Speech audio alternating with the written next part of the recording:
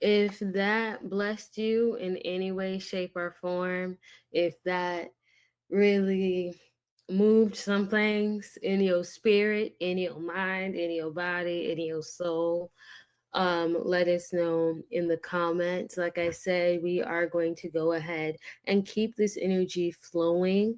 I am going to just give a short little tidbit as well for Oya before we start our ritual back in the private community.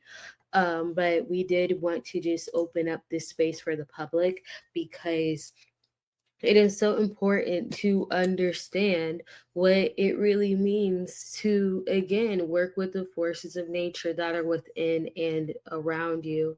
And this holiday season, definitely Oya is one of the foundational energies in which that is relevant. So many examples were given, not just because of the ancestral current that Oya has, but the actual energy that she possesses of being the wind of change, not just around you, but also within your breath, right? So, everybody just take a deep breath right now. Just inhale.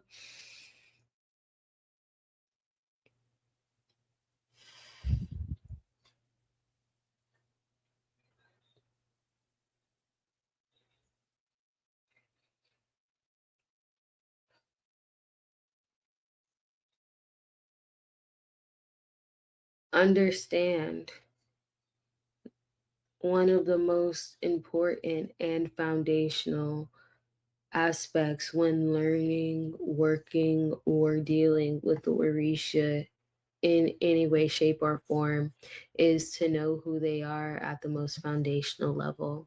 And Oya is movement, Oya is oxygen, Oya is that breath of life. We know that within our practice, we don't necessarily personify any of the Orishas. So, Oshun is not just at the river handing out niggas, right? Oya is not this, woman in the sky, right? It's energy that we were working with, which is why Reverend Priestess Osun Kemibi listed out laws, metaphysical laws that help you to understand this, the force of transformation, the breath of change. Okay, so understand at the biological level when we speak about Oya energy, when we speak about inhaling, exhaling, we're also talking about, again, the transformation occurring in our body. So the oxygen within our blood, the life force that's flowing through every cell that's needed, right? So think about that when we are talking about moving with intention. Think about when we're talking about not being resistant, because those are also aspects that we must consider. When you inhale the oxygen, it flows into your lungs, it enters your bloodstream, it binds to your red blood cells, and it travels to every part of your body, your organs, your muscles, your cells, right? Again, that's that movement of Oya, that life giving breath, sustaining. Okay. So, again, it's not just the wind that you feel outside of you, it's also the wind within you, the one that's connecting you to the divine and keeping you alive. Understand that when we are speaking about this, Job says it perfectly. The spirit of man has made me, and the breath of the Almighty give me life. That is the energy that we're focused on, that life bringing energy that's assisting with your movement, that's allowing things to occur. Okay, carrying the world where they need to go, to the marketplace, carrying vital energy to where it's needed the most. So understand also that it's not necessarily something that's waiting to happen, it's an activator. Understand, again, this is divine intelligence in motion. Okay, so just like your oxygen fuels every part of your body, it's that Oya energy that's fueling your spirit. It's that one that is firing off messages to keep your body alive and alert, your nervous system.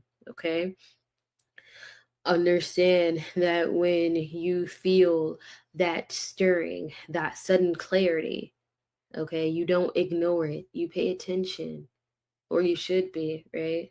Especially in those moments when you have anxiety, panic attacks. And it's hard to do that, saying as somebody who has dealt with that.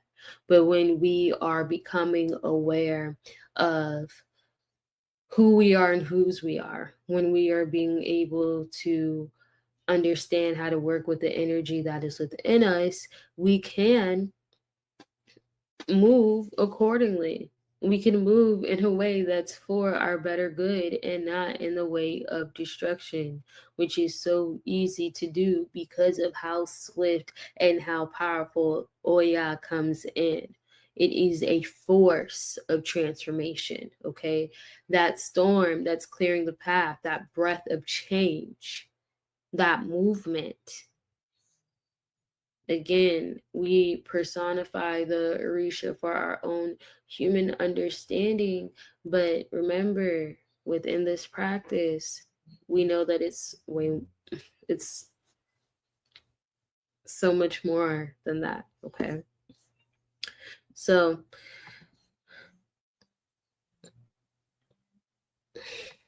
when we are speaking again on, give me 1 second.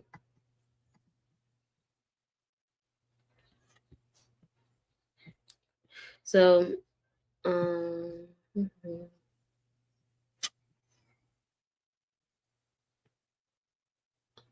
Okay. Just in general for us, it is important for melanated individuals to understand the aspect of Oya simply because she teaches you to just breathe, literally to just take a breath. When we are able to be centered and intentional with our breath, we understand the vital nutrients that's occurring. Not just from a biomedical level, but a metaphysical one as well.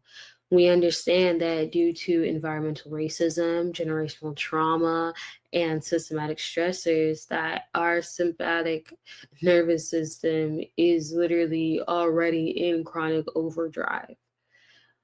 It is the oxygen, clean air, deep breaths that are intentional that helps to regulate and start to begin that healing process.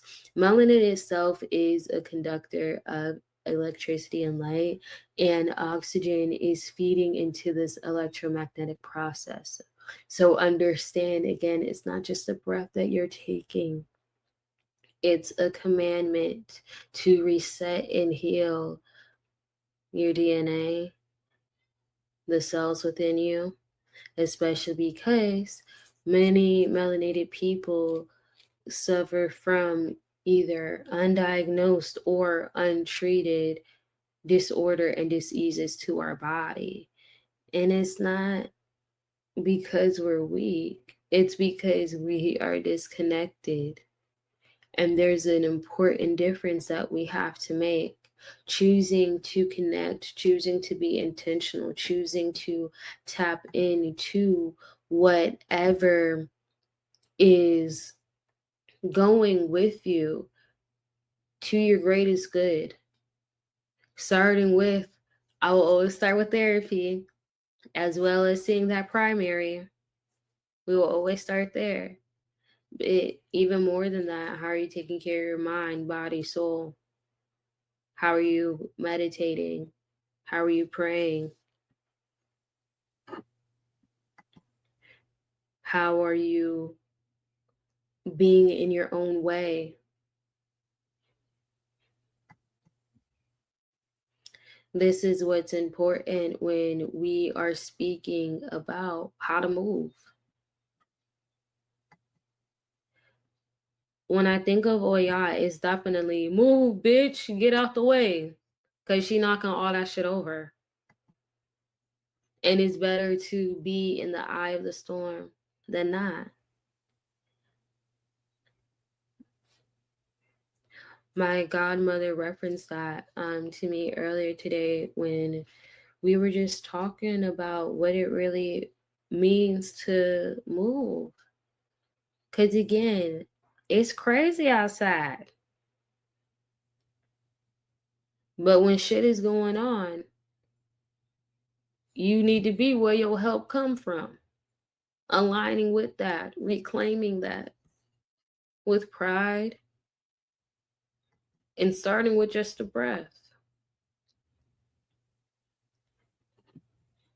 So I want to make sure that when we are speaking and talking and understanding these conversations, we know that us melanated people, this is not just a regular conversation. It's ancestral, and it's so important that we have it because we have been so resilient. We have been so powerful, and we have literally been so dynamic as melanated people just by ourselves. We literally run the world.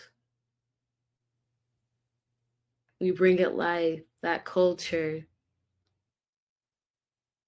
even our agricultural practices, especially in North America. Our ancestors did that shit. So in every industry, you know, it was us that was ruling that marketplace, making the transformation for generations to come.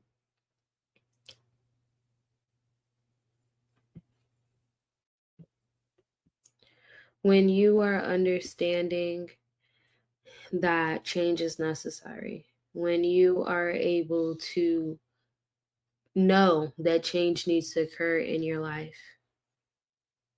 make sure that you are also praying for removal of any resistance that is getting in your way. Move, bitch. Get out the way. Even you, girl. Even you. Even you. Because it don't make sense coming and doing all these things, making all these offerings, doing all these rituals, and but you not even actually getting up for yourself, making whatever practical change needs to be done, starting with fasting, removing vices if needed, including but not limited to alcohol, entertainment, even, some social media outlets. Spiritually, making sure that your prayer meditation are in alignment, that you're actually checking in with your spirit and know how to move, when to move, and checking in with, a priest to tap in to make sure that you are staying in alignment. And not only that, when you get those instructions, you aren't just doing what feels good. You're actually making the necessary changes. All of them. Not the ones that are convenient. Not the ones that you can just fit in your schedule. The changes that you literally call down for your greatest good to make, you have to align with it too. So again, when we speak about change and transformation, yes, we're going to talk about the forces that assist that. We're definitely going to talk about the forces, but we're also going to talk about you in the spirit of accountability. How are you holding up? How are you moving?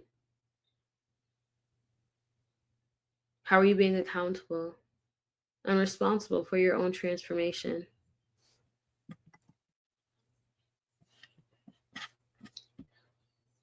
This O'Shea Oya on this great start to kick off our ancestral season is to really make sure that you understand that the Orisha that walk with you, and live within you want nothing more than your greatest good to occur, but it is up to you to help make sure that is relevant, to help make sure that you are actually doing it, and to help make sure that you're not just wasting people's time and resources.